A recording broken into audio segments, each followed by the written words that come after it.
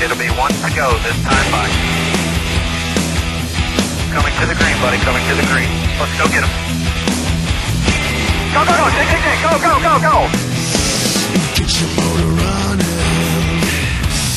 Head out on the highway. He's done that twice, last year and then in '98. So you're looking for your first All-Star win, but you're certainly no stranger to this event. Your thoughts about competing here tomorrow night? Well, I'm excited about it. It's an honor to be in the race. You know, I'm one of the drivers that's been in it a lot, and then went through a period of time in my career where I wasn't in it, and that made me recognize the fact that it is special to be in it. I really appreciate the fact that this is it's an honor to be involved in it. This isn't necessarily my cup of tea. It's it's not where I excel. In the 15, 20, 30 lap races aren't typically where I do my best. But I'm excited about this weekend. I think that we're gonna push the buttons a little bit and see if we can't find a way to make something happen. Questions for Jeff? Raise your hand. We'll bring your wireless mic. Again, state your name and who you're with, please. We've got one here and then one right there. Go ahead. Eric with ABC. Richard Childress Racing seems to be carrying the banner for Chevy this year, one of the two dominant teams in NASCAR. What do you attribute that to? What are you guys doing at the shop that the other teams aren't doing? Well, I think that obviously the Hendrick group hadn't done quite as well this year to this point as they did last year. Although if you look at most races, one of their cars has had a chance to win.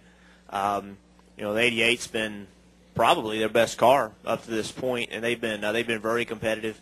So we don't feel like we're the Lone Rangers by any means, and certainly Mark and Martin had their chances to win races too. So we've worked really hard to be better organized, to try to make every part of our company to be a little bit better, and we have to do that some more. We're still not where we need to be, but we're prepared. We've worked real hard. We're a very blue-collar kind of a company. We work very hard. We take pride in that. But we've got to find a way to work a little smarter as well. Go ahead. Danny Harnden, Fox 8 TV. Is it, even though you guys are set financially for life, is it still a huge, huge deal to get a chance to win $1,012,975.34 tomorrow? Why is it $1,012,000? Where's the 12,000 coming from? Is it that's what it is? Well, now I'm gonna race hard now. I didn't know that. 12,000 extra bucks. How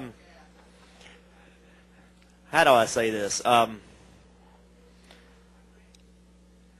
a rich Republican, Jenna said. So I really, as long as you don't raise my taxes, I really don't care.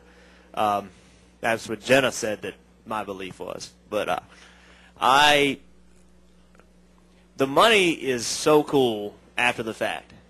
I'll be honest with you. You're racing for $1 million here because everybody makes such a big deal about it. But when I think about winning the All-Star race, I think about.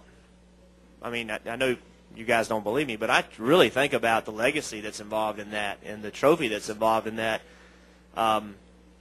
You're right. We're financially in a position where it's easier to think like that.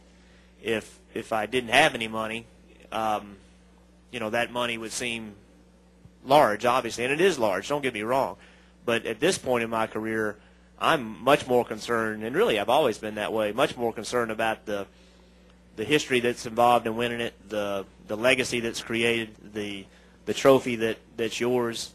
Those things really mean more to me than anything else. The money allows us, from a company standpoint, to do more.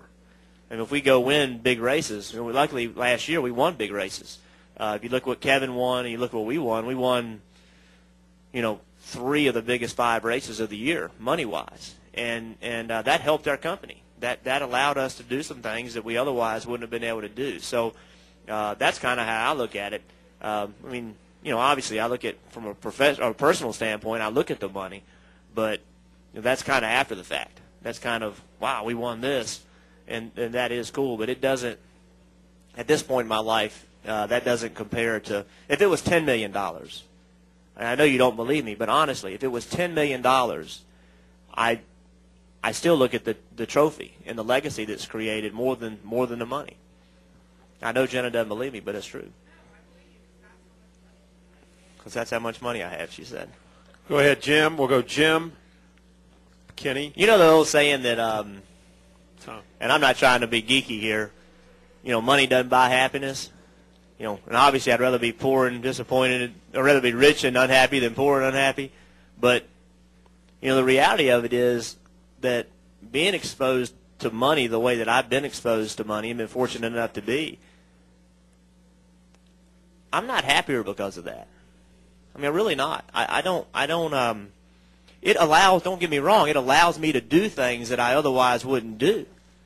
But when you sit back and you think about what really makes you happy, it's not being able to buy an airplane. It's not being able to buy a motorhome. It's not being able to buy a big house. It's really not. I mean, when you're buying them, you think it is. But once you have it for a year or so, you realize that's really not what makes you happy. And I know that, I sound like, but it's true. I mean, that's honestly the truth. It creates security for your children. It creates security for the other members of your family, and there's a tremendous amount of comfort in that. There's no question. But money doesn't buy you the things that make your life fulfilling. I can honestly tell you that. And if it does, you're probably not living the way you probably could. I'm not trying to preach, but that's just how it is. I'm glad I came today. I've learned something today. Don't talk about money. It's pretty good. Go ahead.